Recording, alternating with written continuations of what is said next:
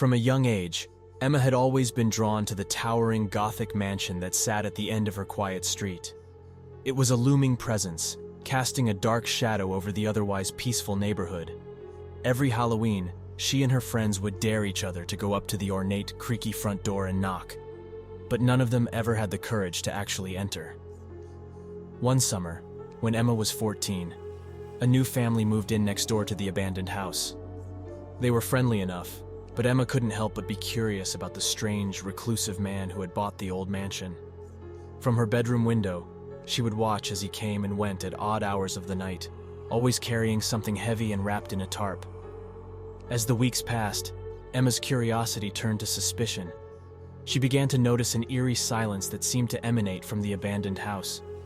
No more did birds chirp or squirrels scamper along the roof.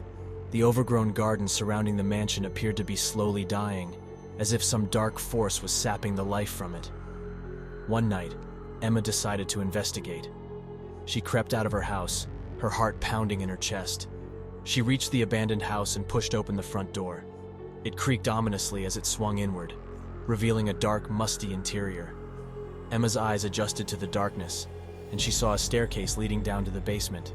She heard a sound coming from below, a soft, moaning sound that chilled her to the bone. She descended the stairs and found herself in a dark, damp room. There was a figure huddled in the corner, chained to the wall. It was a young girl, no more than 12 years old. Her skin was pale and mottled, and her eyes were sunken and hollow. She was whispering something over and over again, a prayer or a plea for help. Emma tried to free her, but the chains were too tight. Suddenly, there was a sound from upstairs, the creak of a floorboard. Emma froze, listening as footsteps came closer and closer. She hid behind a pile of old furniture, watching as the reclusive man entered the room. He was carrying a large, sharp knife, and a cruel smile played across his lips. The man approached the young girl, who was still chanting softly. He lifted the knife and brought it down in a swift, brutal motion.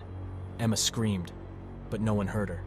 The man turned, his eyes narrowing as he saw her cowering in the corner. And then, Emma woke up. It had all been a dream, a twisted nightmare that left her gasping for air. But as she looked out her bedroom window towards the abandoned house, now known as the Blackwood estate, at the end of the street, she couldn't shake the feeling that something was terribly wrong.